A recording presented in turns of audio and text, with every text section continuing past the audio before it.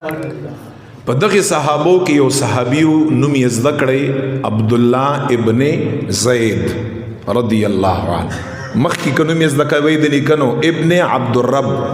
عبدالله ابن زید ابن عبدالرب، دا یو صحابیو، دا په دغه صحابو کې و. دی چې په دغه مجلس کې په دغه الفاظو باندې اتفاق وشو څه وخت پورې خدای مبارک فرمایي چې حضور مبارک مخ مبارک ته چې ما وکاته عبدالله ابن زید یې ډېر داسې غمګینو، داسې خفه غوندې و چې داسې څه شی به یي چې دینم اساني ځکه دام ډېر ګران کار دی. نبی علیہ السلام خو شفیق پیغمبرو، مهربانو، په صحابو بغیر زیریده چې خدا بلال سے بترسو پورې داسې ګرځینو. وی دی عبدالله ابن زید ابن عبدالرب چې حضور مبارک مخ مبارک ما د میټینګ او د مشورې د خلاصېدو په اختتام کې ولیده، وی چې دا زما زړم ډېر غمګین او ډېر دغه مجلس نه غمګین او پریشان زم اوچت شماو. ټول صحابه خپل خپل کورو لاړه، زم لاړم او په لیار کې سوچ کړم او د مبارک فرمای عبدالله ابن زید دا دغه 50 احادیثو کتابونو حدیث دی چې زه په لیار کې سوچ کې وم او چې کور کې کلا په کټ کې او په بستر کې او د کېدما په هغه ټیم کې دا غم ما سره او چې خدای پاک داسې څه شی به آسان د جمع د پاره، داسې څه شی به آسان وي چې په دغه غم کې عبدالله ابن زیدی چې زه اوروده شوم. د مبارک فرمایي چې کله اوده شوم خوب مو ولیده، دا حدیث دی. اوس خوب مو ولیده، یو ښایسته سړی راغی او دوا شنې کپړې اغوستي دي، شنې په حدیث کې دو شنې کپړې اغوستي، یو نه کمیس او یو نه شلوار او لنګ او ډیر ښایسته سړی دی او په لاس کې ورسره ناقوس دی. دا کومه خبره چې مونږ کړې مو یو غټ لرګی یو ډوکا یو دا ورسره په لاس کې دی. نو په خوب کې زه دغه صاحب ته یاما چې دا ناقوس خرڅې نه، ځکه د سره غم وکنه په دغه غم کې ودو چې دا د جمع د پاره رابلل څه طریقه جوړ شي، دا ناقوس خرڅې نه. وی چې دغه صاحب راته خوب کې وی چې په دې باندې څه شی کړی، وی چې ما ورته وی چې دا به مونږه منځه د پاره وهو او منځه د پاره به په دې باندې مونږه خلق رابلو، نو ما باندې خرڅ کړه. وی چې دغه صاحب راته وی چې آیا د منځ د پاره د ناقوس نه خیسته طریقه ته نه خیامه چې دینم خیسته طریقې دی چې په خوب کې ما ورته وی چې او خایا هم دې د پاره خو مونږه صحابه او حضور مبارک ناستو او آیا وی چې راته وی چې داسې کار وکړه چې کله تاسو منځ په جمع باندې کوئ او د منځ ټیم راشي دا الفاظ وایي چې الله اکبر الله اکبر الله اکبر الله اکبر تر اخر پورې الله اکبر الله اکبر لا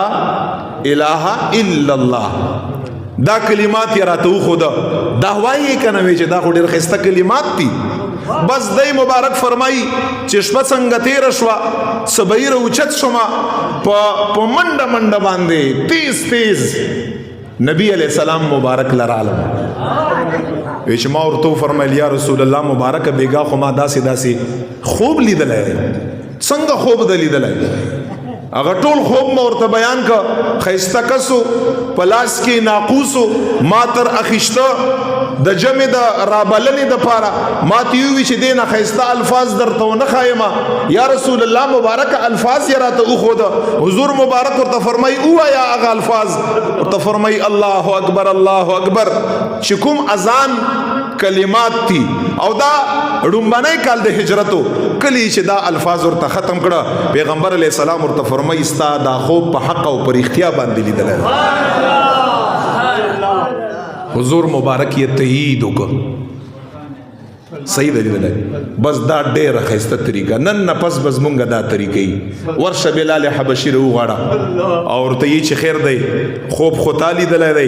په کار ده چې اول دا کلمات ته ادا کړي خو خیر دی بلال حبشي صاحب اواز لږ اوچت دی او لږ ښایسته دی تور سره خوا کې ودرګه بلال حبشي راوغوښته نبی علیه الصلاۃ والسلام مبارک ورته فرمایي عبدالله ابن زید ابن عبد الرب دا کلمات تا ته یې په کلاره او تی په تیزه باندې یا نن نه پس بس ما امت ته پاره چې کوم انسان جمع لرازي جمع نه مخکې به د الله په کورونو کې دغه اذان او کلمات ویل کیږي بس بلال حبشي رضی الله عنه په اوچت ځای باندې ودرېده او دی ورته دا کلمات عبد الله ابن زید ورته کراري الله اکبر الله اکبر بلال سے بیا پوچھت आवाज باندې الله اکبر الله اکبر تر اخیر پورې لا اله الا الله کله چې دا کلمات عمر فاروق سے پکور کې واوریدا حدیث مبارک کې راځي هغه سړی ځان سره څادر په تیزی کې روا نخلی په تیزی کې رواخلی لګي په اوګه باندې او دا نور پسې شاته را سخږي داسې سړی بس لګ پلاس کې نیولای باقی دغه سوي چې په منډه باندې عمر فاروق سے بم جمعات لراغه صحابه فرمای چې جمعات تر ورسېده نو دا صادر یې لګ نیولای دی لګ پسې شاته سخږي حضور علیہ السلام لراغه حدیث الفاظ دادی ورته فرمای والله زما قسمی په هغه ذات باندې یا رسول الله چې تی په حق باندې را لګلې بیګا دغه الفاظ عمر فاروق هم په خوب کې لیدلی ورته فرمای حضور علیہ الصلوۃ والسلام وی فللہ الحمد الله د پاره دا حمد و ثنائی چې بلال عمر عبد الله ابن زید په شانت الفاظ عمر فاروق هم لیدلی دي بلکې یو حدیث کې راځي چې عمر فاروق دا الفاظ ډیر مخکې په خوب کې لیدلی عمر فاروق رضی الله تعالی عنہ وی دغه الفاظ مام اخړي باس په اول کال د هجرت باندې بلال حبشي سے بیا الصلاه جامعات دا لفظ پرې خود په اوچت ځای باندې به ودرېد او په اوچت ځای باندې به چې دغه الفاظ شروع کړ الله اکبر نو په اول کال د هجرت باندې په دین اسلام کې امت محمدی صلی الله علیه وسلم مبارک لپاره اذان په دغه الفاظ باندې روات